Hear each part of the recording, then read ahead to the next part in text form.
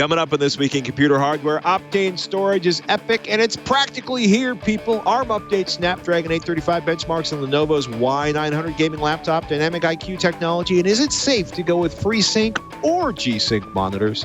All that and more coming up next on TWiCH.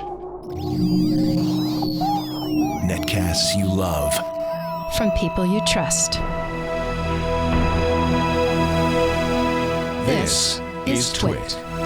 Bandwidth for TWiCH is provided by CacheFly at CACHEFLY.com.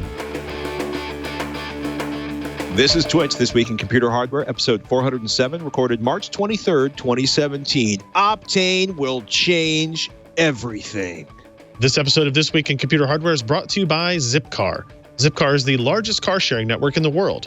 To earn $25 in driving credit, visit joinzipcar.com/twit. And by Grasshopper.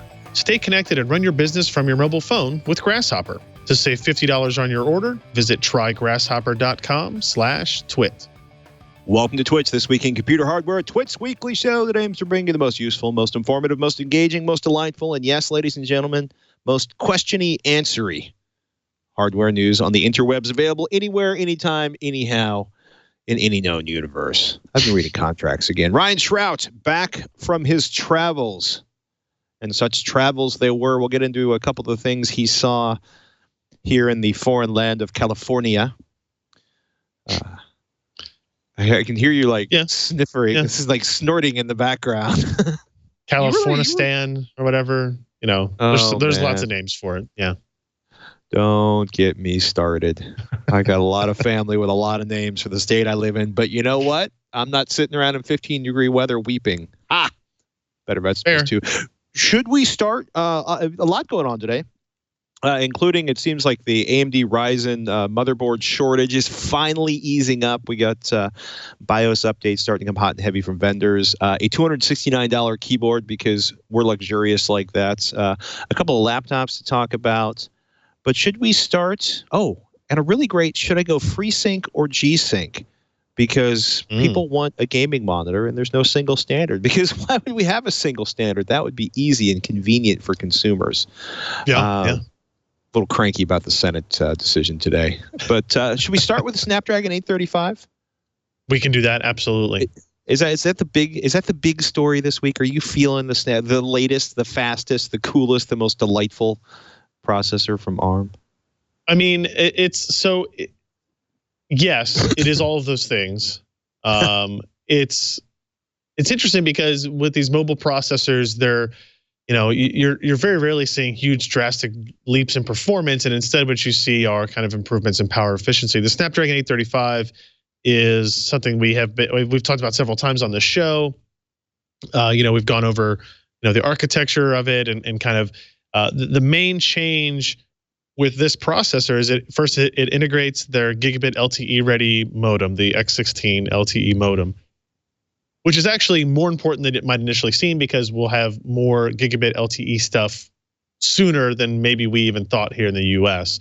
The Cryo 280 CPU is interesting because it's a 4+4 design, so it's 8 cores, 4 small, 4 big. But they are not off-the-shelf ARM cores, and they are also not fully custom cores from Qualcomm, which is something Qualcomm has done very often in the past. This is the first implementation of a semi-custom license, meaning they take off-the-shelf cores, are allowed to modify them slightly, whether that be memory architecture, hierarchy, or power efficiency, or in any other way, and then drop it down into their design. And then the other big change is on the processing side. They upgrade to the Adreno 540. GPU, which is claimed to have some pretty impressive graphics performance rendering improvements as well. So what I got to do is we went to San Diego, got hands-on with a Qualcomm reference device, which is the QRD for short, is essentially a piece of hardware that they build. It's maybe it's hand built, maybe it's really not, but they're building 100 of these or something, right, to be used worldwide for them. Go ahead.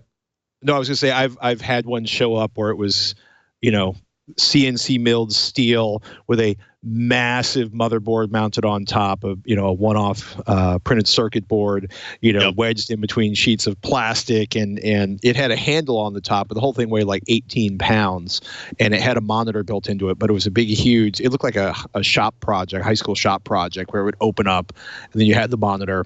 And it's a fascinating experience to play around with one of those, because you realize that there's a lot of steps in between their design and the physical product. And temporarily, they have to make a physical device for, their partners to look at.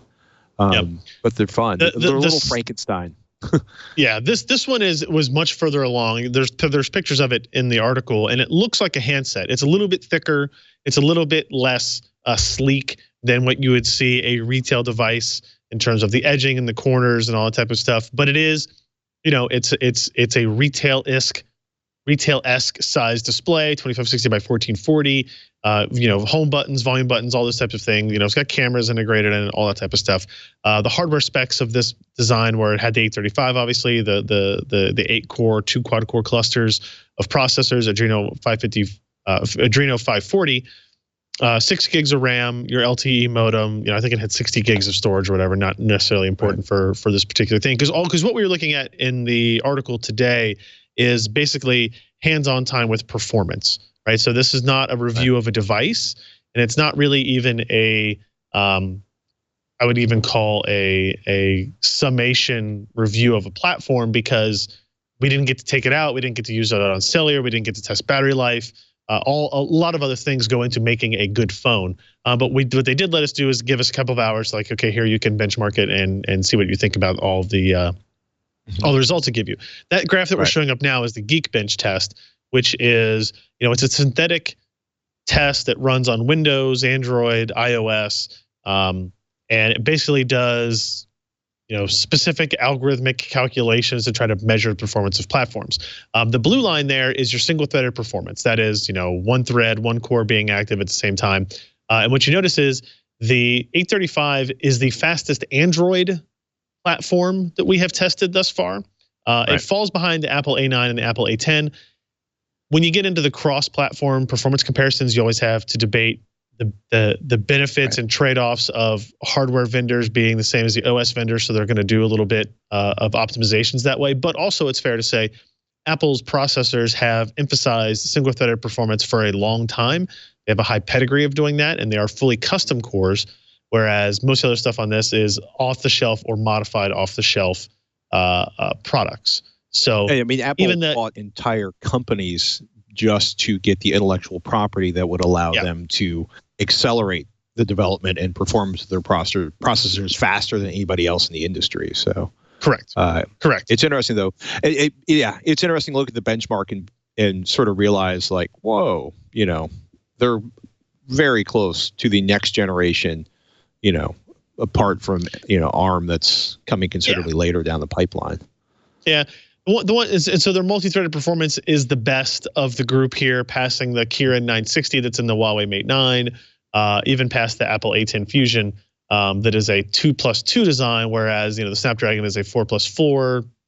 There's different architecture, so you can't exactly compare them in that direction or in that way, but there is some validity there.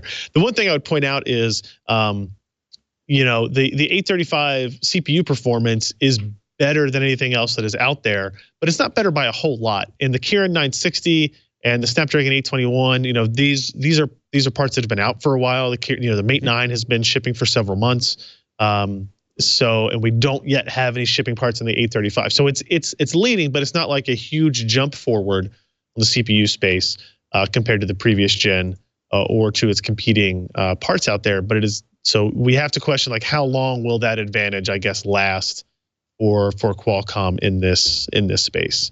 And then there's a couple of other Geekbench tests in there. There's Octane and Kraken that kind of look at CPU performance, but they all kind of show a very similar story. The GPU results are more impressive in that you look at 3D marks. There's a couple 3D marks. There's a handful of GFX bench results in there, and the Snapdragon 835 is kind of significantly better than everything else on there, including the other Android parts and even the iOS performance in the Apple A10 Fusion, where you're talking about 29% The new Snapdragon 835 is 29% faster than the Snapdragon 821. It's 42% faster than the Apple A10, depending on the test you're looking at.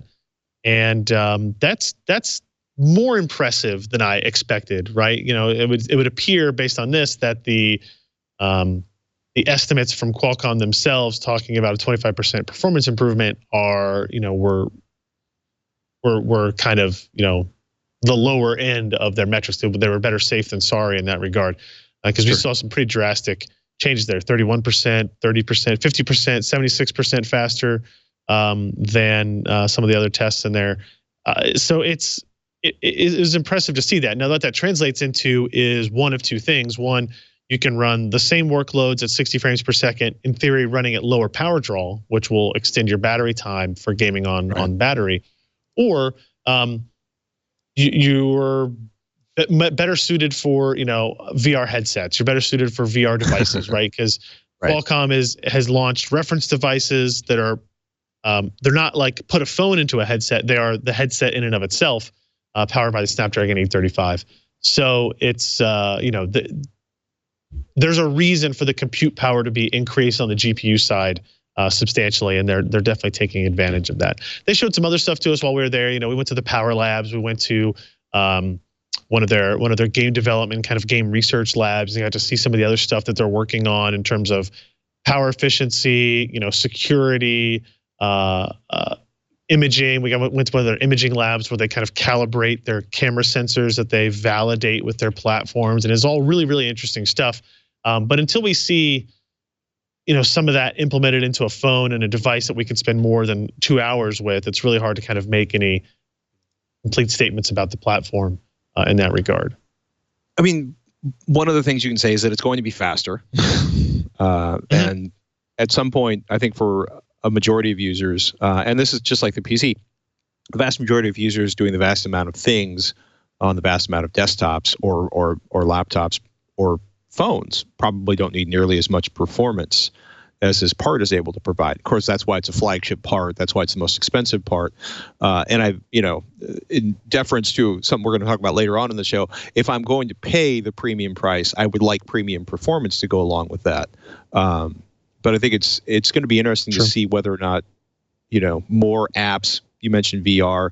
I've seen people trying really hard to do more sophisticated editing on phones before posting videos online. It'll be interesting to see if we start to see a lot more of that as the available processor power, or as the processors get more powerful on the mobile devices. You know, if you're playing Candy Crush and, you know, taking a fair amount of time on Facebook, there's more processing power here than you need I think. Correct. I don't know. It's curious to look at, because in some ways I feel like for the vast majority of users, the processors, the phone processors are way ahead of the curve, and then for the people at the power user end of things, they're even farther behind than I think they are in some other areas. I don't know. Yeah, I would say, you know, to Qualcomm's credit to understanding that point of view is in their discussions, they were much more adamant and wanted to talk about the power efficiency of Snapdragon 835 and the 10 nanometer process as compared to previous generations. You know, they had one part, the 810, that had power problems back in the day that was running too hot, and they kind of, you know, changed things with the 820, 821. And they understand that, hey, you know what, like CPU performance is important, but what people really want is added battery life. And so they've gone through some demonstrations where they talk about, you know, with this successive set of workloads over the course of a whole day, you know, they believe the 835 results in an hour and a half of additional battery time compared to a phone based on the 820, 821.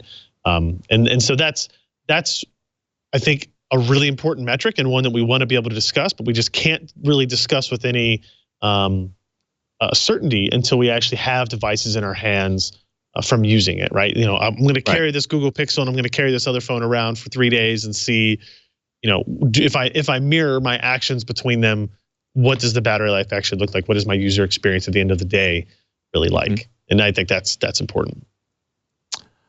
I agree with you 100%. It was crazy. Josh wrote up for PC Per an article on ARM, I can't decide if I want to say it DynamIQ or DynamIQ technology. But it's crazy to look at the first chart on that article, where you look at between 1991 and 2013, took 22 years for ARM to ship 50 billion chips. Between 2013 and 2017, they shipped another 50 billion chips, and between 2017 and 2021, they expect to ship another 100 billion chips. And I point that out because we talk a lot, or have talked a lot over the last few years, about how Intel kind of missed the mobile processor loop, and how ARM's mobile processors then became this incredibly important resource for server centers, right? Because they're smaller, they generate less heat, you can pack more of them in. It was a different way to sort of skin the cat of dealing with providing, servers online. But it's crazy to realize, the volume of chips we're talking about, because there are so many devices, not just phones, there's just so many devices out there using the processors, and there are so many more that are coming down the pipeline. That's a lot. That's a lot of chips. That's more than 10 ARM processors for every human being on the planet right now. It was funny. I was talking to my stepmother yesterday, and we had a very similar conversation, because I had a meeting with them, and she said, "Oh, who are you just on the phone with?"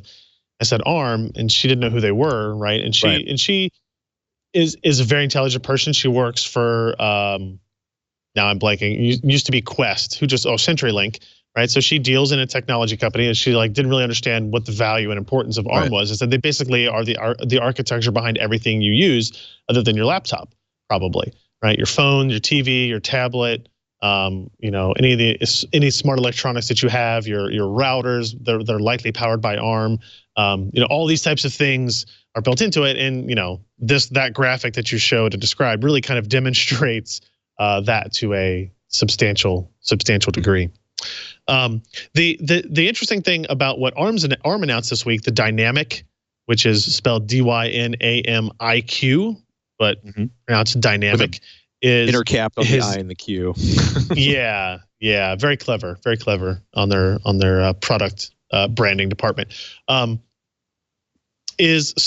idea behind it is incredibly complex, but simply stated as the ability to attach any kind of processor to any other kind of processor with efficient communication between them.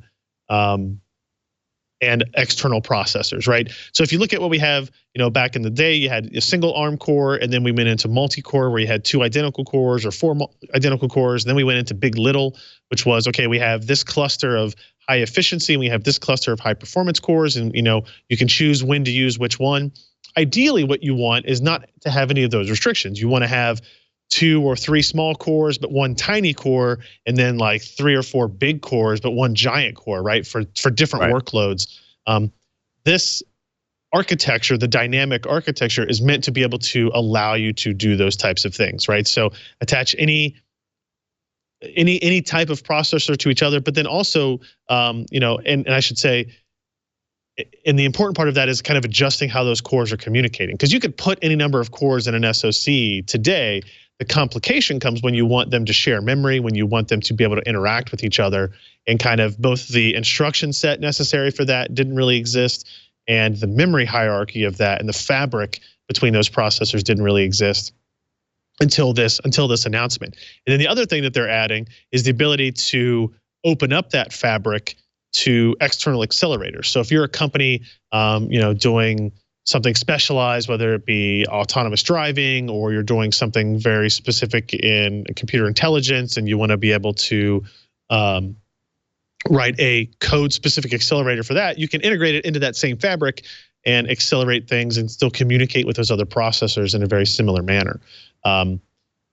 So the potential for that is actually pretty impressive from a theoretical standpoint, just thinking about what they'd be able to do, right? So, I can imagine an instance where, if you look, say you just look at what Qualcomm just announced with the Snapdragon 835, they're not technically using big. LITTLE, but they're using big. LITTLE. So they have 4 high efficiency cores and 4 high performance cores, but what if you could have like another step below that? What if you could have two, cores that you might normally see in a smartwatch that are super efficient and allow the phone to do background tasks when the screen is off? And then all of those cores are communicating in a slightly more efficient manner than they are today. There's a lot of capability you can do that for devices we know of now and the devices that will be, released and coming out in future dates. The one caveat to all this is that you have to have new cores to do this. The existing architectures that are shipping and like the Cortex-A parts today are not going to be compatible with that interface. They have to be kind of re-architected, and the memory systems need to be re-architected to facilitate that communication. So what we'll see later in 2017 is an announcement of a new family of processors from ARM that will start with support for the ARM dynamic capability. They will be backwards compatible with other designs if you just want to use a big little or a single core implementation. But to take advantage of all that capability going forward, you'd have to use all these new sets of cores. So I'll be curious to see, is that a long process, a slow process? Are they going to release a whole huge family of these? Are they going to start with a couple of different ones for now and kind of slowly progress through that? I'll be interested to see, hopefully in the next couple of months, how aggressive ARM plans on being in this implementation and what partners decide to integrate it. But it's pretty interesting from a technological point of view for sure. I'm curious. I am curious. I'm also excited actually. Intel kicks off the Optane launch. You and Alan were in Folsom, hanging with Intel, and Alan can't tell the complete story.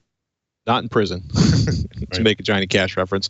But part of the NDA has been lifted, so we can talk about the SSD DCP4800X, which, given that I was holding a 10-year-old GPU in my hands just yesterday, reminds me of a 10-year-old GPU design. When in the picture right there, it looks like a giant.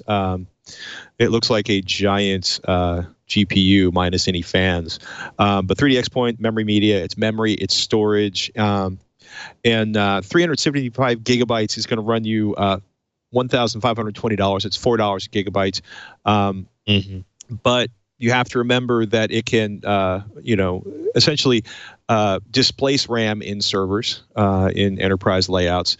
So, compared to the cost of RAM for a server, it's somewhat less expensive. Look at DRAM prices rather than NAND prices, and it's like half the cost per gigabyte. Alan wrote up of the X25M at its launch.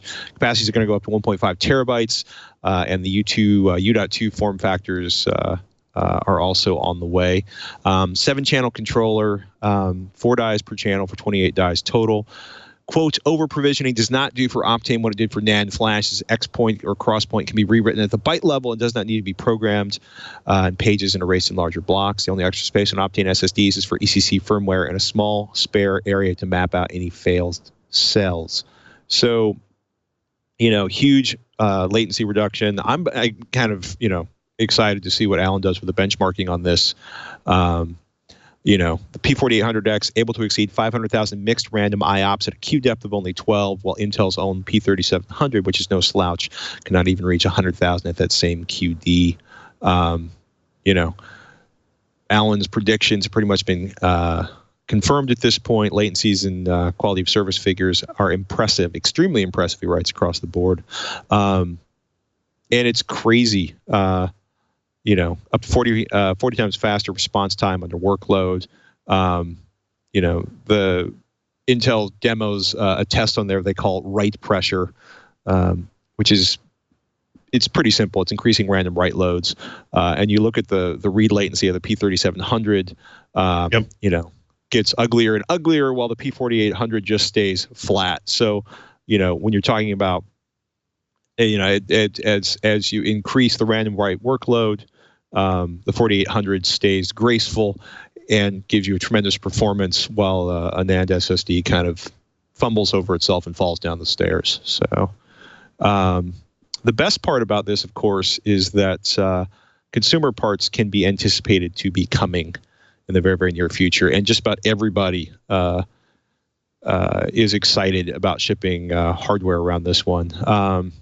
So Alan said you guys got briefed and got hands-on with Optane memory. but the NDAs aren't up yet. Right. And he did point out that, wanted to make clear, Optane client SSD is coming, i.e. something that we might actually be able to afford for our home systems. I can't go into details yet, but I can give you a quick history lesson. The Intel SSD 730 was a client SSD containing SSD DC S3500 internals. The SSD 750 from Intel was a client SSD containing SSD DCP 3700 internals. And, you can probably at that point extrapolate that the, I don't know, let me guess, the Intel SSD 1000X super awesome is going to have the internals from the Optane SSD DC4800X. You do not need this for gaming. You do not need this for almost anything except for people at the power user end of the curve. But if you are somebody who's dealing with massive file sizes or ridiculous databases, this is probably pretty exciting. It should be anyway. I agree. I'm looking forward to seeing what testing proves out of it from our work here. So sooner than I think, or sooner than you might think, rather. This episode of This Week in Computer Hardware is brought to you by Zipcar. Zipcar is the world's largest car sharing network, operating in over 500 cities, towns, colleges, and more than 50 airports around the world. It's all over the place, people. Provides a cost-effective alternative to car ownership. Cars are expensive. Zipsters, they only pay for the time they actually use a vehicle. They have no responsibility for additional costs, no maintenance, no worrying about the tires. You get the car, you do your thing, you go back. You can actually drive cars by the hour or by the day. Gas, insurance are included. With Zipcar, you'll have the freedom to choose when and where you want to drive. Zipcar's self-service vehicles are available on demand in conveniently located reserved parking spots in your neighborhood. Reserve your Zipcar in minutes, 24 hours a day, 7 days a week by calling or visiting the website. It's simple. You book the vehicle of your choosing, you unlock your selected vehicle with your Zip card, you're good to go. Zipcar offers over 50 makes and models of cars that range from environmentally friendly hybrids, EVs and PHEVs to luxury vehicles, SUVs, pickup trucks. And if you've ever needed to move something big, they have cargo vans. You'll have the option to choose the make, model, type, and either color of the vehicle you want based on the needs of each trip and the available Zipcars in your area. Reserving, accessing, and using a Zipcar is as easy as getting cash from an ATM. And car sharing, good for the environment. Zipsters reduce their personal CO2 emissions by between 1,100 and 1,600 pounds per year. For wheels when you want them and $25 in driving credit, go to joinzipcar.com/twitch. And we thank Zipcar for their support of This Week in Computer Hardware. Scott's got a good write-up. PC Per and the Kronos Group have been kind of discussing multi-GPU supports, Vulkan, and operating systems. I don't know. Are you guys fighting, Ryan? No. I don't think so. Oh no! What if we are?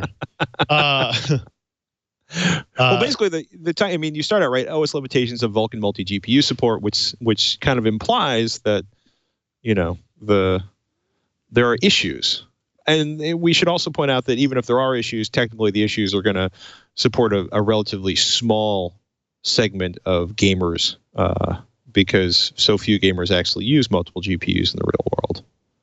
Right. I mean, a lot of the story came based on a kind of a secondhand source. There were sites that had noticed a bullet point of claims for drivers. And then those reports were based on a slide deck from the Kronos Group that was published at GDC earlier this year. And so, Scott went through and tried to dissect what was being explained in terms of the multi-GPU support for Vulkan.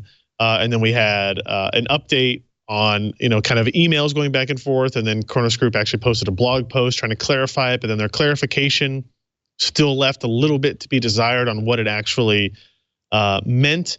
The third statement that quotes, if an implementation on Windows does decide to use LDA, it is not tied to Windows 10. LDA mode has been available on many versions of Windows, including Windows 7 and 8. So it doesn't really elaborate on what's required for LDA on Windows there. And if it's a Microsoft supported, a vendor supported thing, if it's software supported specifically. And so it's still very vague, and based on the updated table you see with all the crossed out lines on it, there's still a lot of questions being asked. Let's see. They say LDA has existed since Windows Vista, and at the time, for assisting with SLI and Crossfire support, its implementation has changed in Windows 10, but it's not really relevant for Vulkan's multi-GPU support.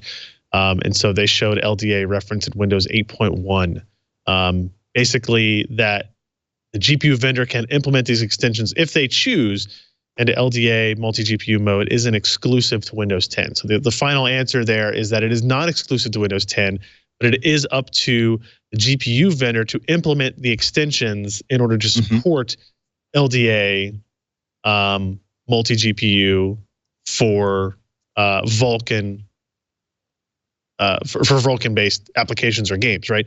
And LDA is, the linked adapter, right? And there's implicit and explicit implementations of this. The one that everything supports all of the time is unlinked multi-GPU, the MDA, where the gaming vendor themselves writes how to manage all the performance characteristics of different GPUs, whereas the multi-GPU LDA is where the driver vendor and the operating system have to have some work involved to get it done there. So there's still, it would appear that for Vulkan, it's likely that is going to require GPU integration, or GPU vendor integration, I should say, as opposed to simply, I don't know. I say it that way, but like it still had to have LDA implementation. We just didn't really call it that in Windows 7, right? Or Windows 8. It was just SLI and Crossfire. But as of now, none of the GPU vendors have implemented it according to what Scott is saying in this type of stuff. So there's only a couple of Vulkan-based games, but they are kind of ramping up. So I'll be curious to see what changes coming up through the springtime and summer, right? Are we going to see more multi-G implementations that are vendor-specific, not necessarily game-specific? Is Vulkan picking up speed, or is it still just kind of small? I feel like it's picking up speed. It's still pretty slow. Bethesda did make the announcement with AMD 2 weeks ago that they were going to integrate Vulkan across much of their game line coming forward, which would be a pretty significant boost for just kind of Vulkan in general. Right. But it has still been slower than expected, I think, up until that point. And we still need to see, games announced or official patches or something made from that announcement with Bethesda before I really kind of buy into anything. I still think DirectX 12 is gonna dominate the APIs going forward, which is bad news for people who want a game on other operating systems other than Windows, because Vulkan is kind of the easy avenue to make that happen. But I think it will remain status quo for some time. Hopefully that changes over time. I had a little bit of fun this week on Tech Thing. I got to review a massive old school gaming laptop. And old school is probably not kind, but it is old school in the sense that it is huge. This is Lenovo's IdeaPad Y900, their ultimate gaming laptop. And it was fun because Shannon had bought a Razer Blade, which feels like it's about 1/3 the size of this thing, to edit, to use as an editing station at CES this year. So part of what was fun about that is, one, it's so much smaller. This is a 17.3-inch G-Sync 1080p monitor built into it. It weighs 9.8 pounds. The power supply is bigger than at least one tablet I own. But massive metal case, JBL speakers, a little subwoofer built into. The speakers are okay. Mostly, I was impressed by the fact that they have this crazy RGB keyboard, but it's a full mechanical keyboard built into there. Travels a little longer than what people would expect from a laptop, but it's really, really smooth. There's a turbo button on it, which I thought was really interesting, because it's running a Core i7 6820HK CPU and a 8GB NVIDIA GTX 980M. And that last one's kind of the Achilles heel. The turbo button does overclock the CPU and GPU. You cannot use it unless the laptop is plugged in. And But the results of the overclocking were not as significant as I would have liked, because you want massive overclocking and huge performance. Once you've overclocked a processor on a desktop and gotten like 20 or 30% boost in performance, a 10% boost, a 5% boost, 20% boost just seems to pale by comparison. But because they have so much going on inside of this, they've got some pretty loud fans, which were alarming until I sort of got used to them and they faded into the background. Because they would literally, they're just loud, and you'd be sitting there operating a web browser, and all of a sudden the fans would kick on for like 15 or 20 seconds, and then they would shut back down again, because I think they're pretty efficient at moving heat. The screen is absolutely gorgeous. The colors are fairly rich no matter what angle you're holding the thing at or if you're watching it from the side. The performance is really good. I enjoyed gaming on it, but the 980M is kind of a bummer because this is a massive, luxurious, we've embedded, they've done so much nice work on the fit and feel of this in terms of the construction. There's like a 4x3 Synaptics touchpad inside of it, that mechanical keyboard I talked about, textured wrist rest, G-Sync on the monitor. But it came during that sort of that space when NVIDIA decided to drop what I will call the 1060M, 1070M, and 1080M, which is not, of course, what NVIDIA would call them. They want to call them the 1060M, the 1060, the 1070, the 1080, because they are alarmingly close to desktop performance for mobile processors.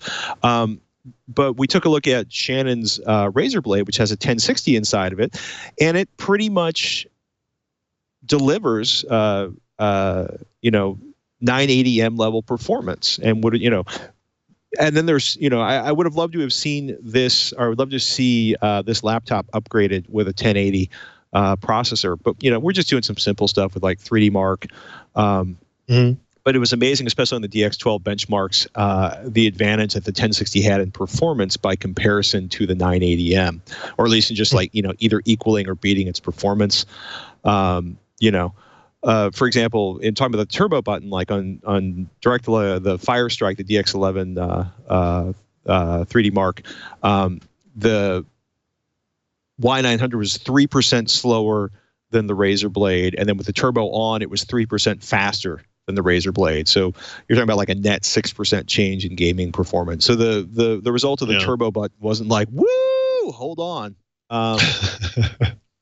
For the majority of 1080 gaming, though, it's a very enjoyable experience. I don't like carrying it around, but I will say one of the things they did with this, a lot of laptops where they include, a lot of laptops I've worked with that have a full keyboard inside of them, including the number pad, they've ended up making the number pad with full-size keys, so that, and this may sound like a minor complaint, but a lot of times they've shifted the keyboard over compared to the center of the screen. But if you're actually playing with it on somewhere other than a table, it can be really frustrating for me to, even if you are playing on a table, because if the G and the H keys are way over here, then I feel like I'm completely offset, and it makes gaming much more awkward. Or just typing on the thing much more awkward. Yeah, well, I see that. Gaming's not too bad. If WASD and a mouse, it's not too bad. You can kind of sort of look at it off center. But typing when your head is off center is a little awkward for me. I just find that a little frustrating in gaming laptops or full size workstation laptops with full keyboards in them. $2,500 again. I would really like to see them drop an updated version of this with the 1080. But it is if you were going for the full-on gaming desktop in a portable platform, but not actually using desktop parts, thankfully, it's nice. I just want the additional graphics performance for $2,500. And I should also point out, it is not like Shannon's Razer Blade was that inexpensive, with a Core i7 6700 HQ and a GTX 1060. That's a $2,100 laptop. One last thought about that Y900. If you're looking for something for a portable video editing box that can handle 64 gigabytes of RAM max, and you can run dual SSDs in a RAID 0, And it comes stock with like a 256 gigabyte Samsung NVMe SSD and a 1 terabyte Western Digital hard drive. So, I'm looking at that and being like, that would be an epic portable workstation for video editing, and you could game on it too. So, yeah, just saying. Yeah, I would say I've been impressed with Lenovo's kind of movements in that direction on the gaming side. Kind of, I think Dell had pretty much the entire low cost ish budget gaming laptops themselves for a while, and it's good to see a little competing capability in that regard. We like that. Oh, removable keys. If you want to swap out the WASD key, there's a key puller and some red keys you can drop to the mechanical keyboard. I like that keyboard. It's nice. It's nice to type on. It's nice to game on too.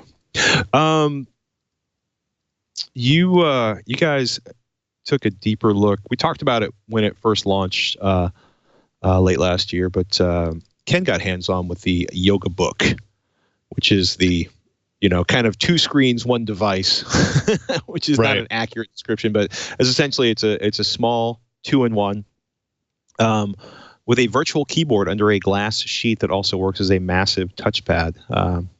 You played with one of these for a while, right? You had the Windows one. I did. Yeah. What was your kind of summation of things? I mean, did you? I was fascinated by it. I think artists are probably the people who would really be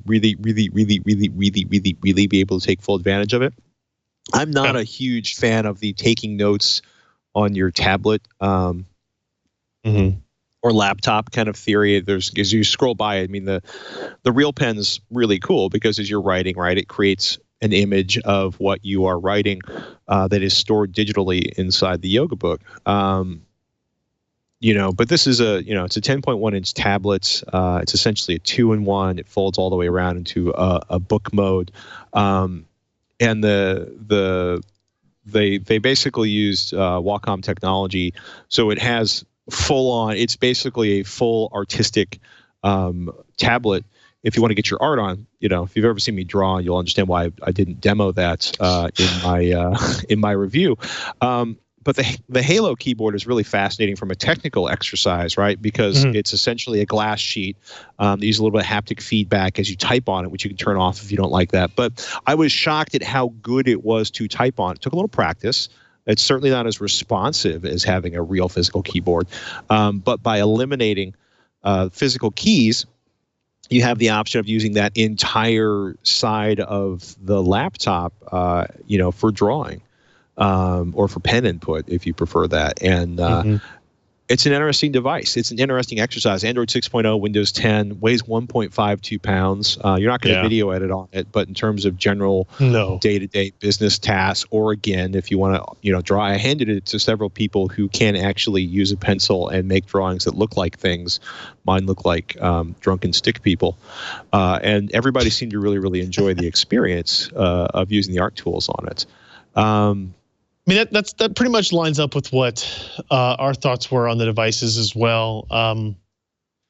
The battery life was great, even with the thinness and lightness of the product, right? So if you wanted to use it as a media consumption device for long plane rides, getting 9+ hours, just over 9 hours in our battery test is actually a really, really good is a great result, right? Even I think, like the Dell XPS 13 was under 8 hours, right? So you're getting a significant boost in that, and that was on the Windows variant, not just the Android variant. I'm kind of with you in that. I think the idea is pretty great, but the implementation just seems a little off for any use case that I would personally have, and that most people I know would personally have. But you also you benchmark and you work with a lot of spreadsheets and you type stories and you edit web pages, and the Create Pad side of that doesn't really open up until you get somebody who's like, oh yeah, 254 million pressure levels that I can use with this pen, and then they create art, and at that point, it kind of really wakes up. Agreed. I just, for anybody doing any kind of, I don't even want to say long form writing, even if you write a lot of emails in it, I think you're going to be frustrated by the keyboard. In my view, I could type on it. It's not a good experience to type on it, I guess. But it was okay. It's essentially like touching on a touch screen or typing on a touch screen, right? Or I think Ken gave the analogy to the original Microsoft Surface touch pad, like a touch keypad, or what they called it. I think it's better than that, but I also despise that experience with the Fire of 1,000 Angry Suns. But yeah, no, I would not. Yeah, if I was writing, I would probably not adopt it to write a novel. I would probably not adopt it to do the amount of writing I do on a daily basis here. But for people who aren't writing 4,000 words a day in and day out, or who need to be able to type at 80 words per minute, if you're a hunt and peck typist, this is not going to impact you at all. If you are a touch typist that's working at 80 words per minute, I had talked about that because Lenovo actually worked with people in their labs before they shipped it, and they said they had people that were consistently hitting levels that I cannot hit, and I'm a pretty fast typist, so I think it's the adoption curve on it is probably considerably steeper and a little more awkward than with any physical keyboard I've used. And I've been using, physical keyboards on laptops for, I'm not going to say the number out loud. It's a really big number. It's a large number. It's a large number. And, but, we kind of take it for granted now because the vast majority of laptops, have, they aren't, in the early days of especially in ultra portable, when it was like an ultra portable was a 5-pound laptop and wow, that was really light.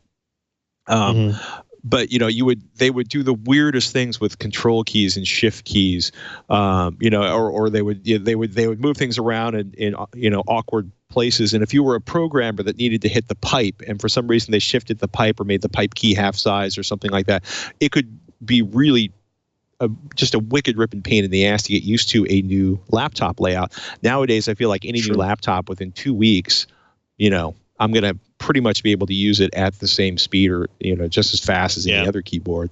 This one, I think it's going to be a little, it's going to be a little longer than that because, literally you have to precisely place your fingers on the sheet of glass rather than physically reaching a key. I don't know. I guess I'm trying to say it didn't bother me, I think, as much as it bothered you. But I also may just be really resigned and philosophical about, the process of moving to new keyboards, having been on about 6 different keyboards in the last 3 weeks, all of which seem to have done something just a little bit different enough to make me go, wait a minute, that feels strange. Right. Yep. I'll just walk away from this. We're going to talk about a $270 keyboard in a moment because, sometimes you just can't spend enough money on a keyboard. But before that, ladies and gentlemen, this episode is brought to you by Grasshopper. Grasshopper is a virtual phone system designed for entrepreneurs, people that are moving fast. You got to get things done. Grasshopper works just like a traditional phone system, but requires no hardware purchase. With their iOS and Android apps, your client will see a Grasshopper caller ID instead of your personal phone number. With their iOS and Android app, callers can reach you wherever you are on your mobile phone. Just select a toll-free number or a local number, record a custom greeting, and add multiple extensions for your business. You're good to go. Toll-free numbers, great for marketing and make your business sound more professional. Set up department and employee extensions with custom call forwarding to any phone in the world. Get voicemails emailed to you as audio attachments. You can also send and receive SMS text messages from your business number. It's good stuff, people. Join the over 250,000 Grasshopper customers today. Plans start at just $12 a month. You have a 30-day money-back guarantee. Turn your smartphone into a business line with Grasshopper. To save $50 on your order, go to trygrasshopper.com/twit. That's trygrasshopper.com/twit. And we want to thank Grasshopper for their support. Indeed. Goodness. The Topre Real Force RGB 108 key mechanical keyboard, reviewed by Sebastian Peak. Yeah. As somebody who has, a cache of, vintage IBM Model M keyboards, I understand the attraction. I mean, I'm sitting here, I'm using a Corsair RGB keyboard that prices at $170 on my desk right now. I like a good keyboard, but even I paled at the thought of $270 for a keyboard. Yeah, it's a lot of dollars as it turns out. Yeah. I mean, my second thought when I saw this was like, Topre is using capacitive key switches that are a hybrid between a mechanical spring-based switch, a rubber dome switch, and a capacitive sensor. So their idea is it's tactile, it's comfortable, excellent durability. And as soon as I saw rubber dome switch, in there with $270 keyboards, I started to get really, really worried because I've seen some. Go ahead. It definitely doesn't have a rubber dome switch in it. It is an electrostatic kind of capacitive thing. It's actually quite unique.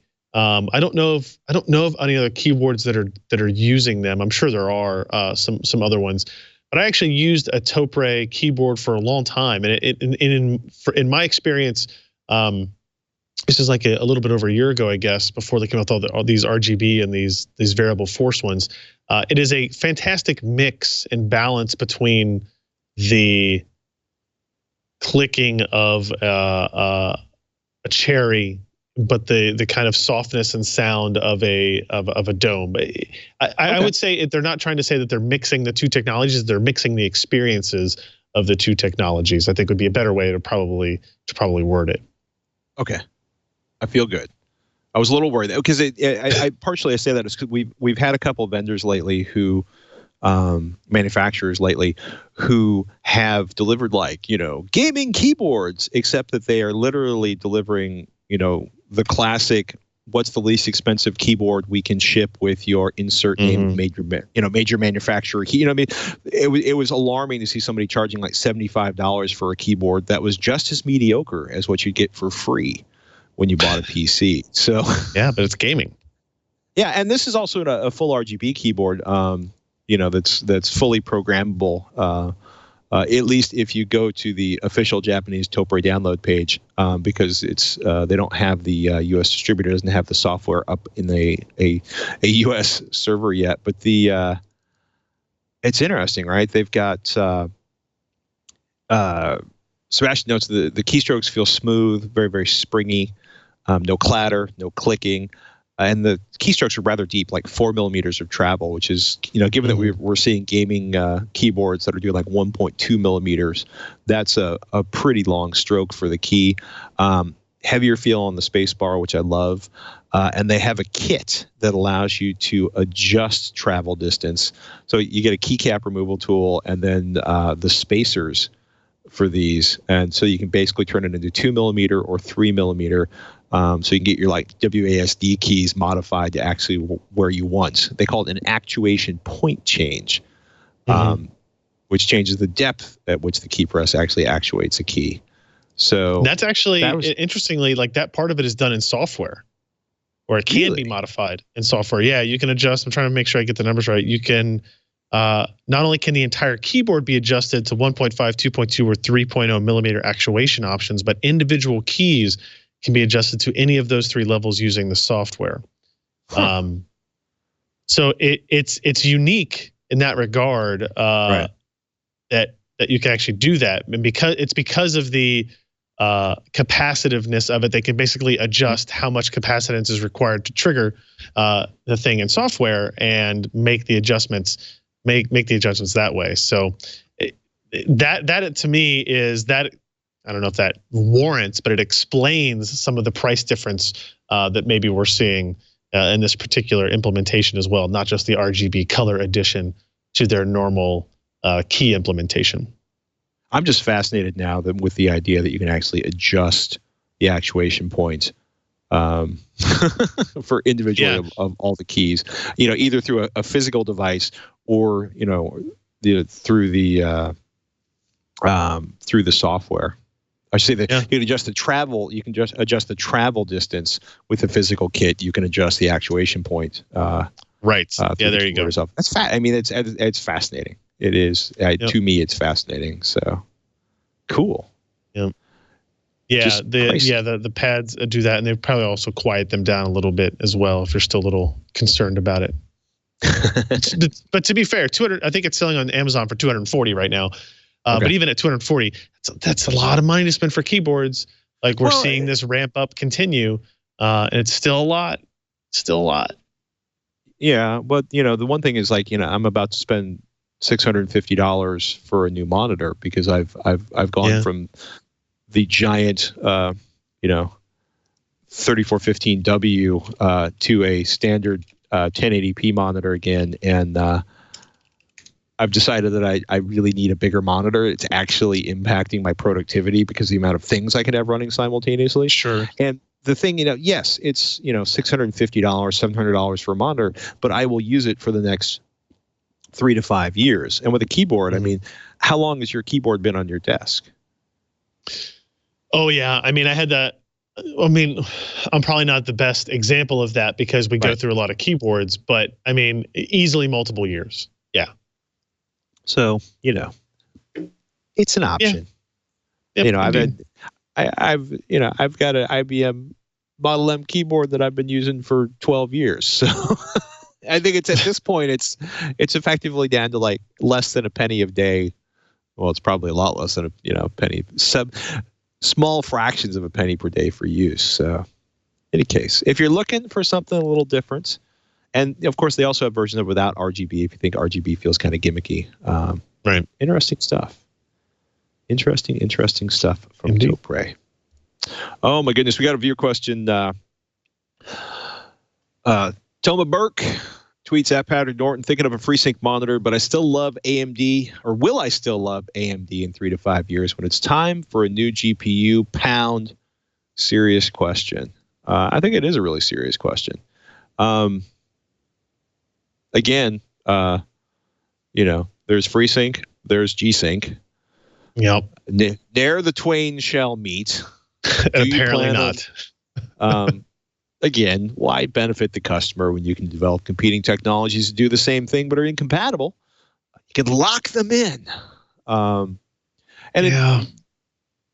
They basically both do the same thing. They lock the card to the refresh rate on the monitor so that you don't have tearing, that you have a better overall gaming experience. I know Alan is completely in love with the G-Sync monitors he's running. He was the one that kind of convinced me that this was legit and worthy of consideration. I guess it comes down to, will I still love AMD in 3 to 5 years? I think the question is, will AMD still be producing top-level GPUs that you will want to buy in 3 to 5 years? And I feel comfortable saying yes, they will. Will they still be supporting FreeSync technology? For your sake, I hope so, but I can say the same thing about that for NVIDIA. Yes. I don't think NVIDIA or AMD are as bad at dropping support for devices as other segments of the hardware industry have been. But that's also, I think you'll still love AMD in 3 to 5 years. I hope you'll still love AMD in 3 to 5 years. Given that I bought this, I hope I still love AMD in 3 to 5 years. Yeah, I mean, it's definitely a fair question. Anytime you're going to buy a device, like we just talked about how tied into that platform you kind of become when you buy a monitor like that. I think 3 to 5 years is a short enough time that you're still going to be able to find a GPU that you like from AMD in that regard, regardless of what happens necessarily. And the absolute worst case scenario is you change vendors, you go to an NVIDIA card and you don't get the variable refresh capability, but you still have a perfectly capable monitor and display, right? That's not probably the answer he wants to hear, but like same thing with G-Sync monitor. If you buy a G-Sync monitor today and then in a year you realize you want an AMD Vega part, right? Then you still have a good high quality static refresh rate display, unless something changes pretty substantially in the way this ecosystem works, which I do not expect that it would, that somehow either would support either other's technology. To be fair to AMD, they are the one that has created the open standard. They're using like a Visa basis for FreeSync, at least for FreeSync 1, and they're a little bit more restrictive on what they do with FreeSync 2. So NVIDIA could support adaptive sync if they wanted to, they just choose to not. So whether or not there's a political reason for you to choose one or the other, that might impact you. But I wouldn't worry too much about it. I think the variable refresh stuff is here to stay. Like I don't think AMD is going to, I don't think AMD is going to suddenly stop supporting FreeSync at any point unless they stop supporting GPUs, right? Which is not something that's going to happen in that time frame. So I would be okay with buying a higher end FreeSync monitor today if you have an AMD processor or GPU today, thinking that you're going to upgrade down that path as they increase their GPU performance. So basically, you're saying go for it, man. It's okay. Yeah, I think so. Agreed. Yeah. Speaking of going for it, it'll be okay. BIOS updates are arriving for the AMD Ryzen motherboards. I can note from personal experience that it is convenient and delightful to get the latest version of the BIOS or the updated versions of the BIOS from a motherboard manufacturer for the 370, and supplies of AMD motherboards are increasing.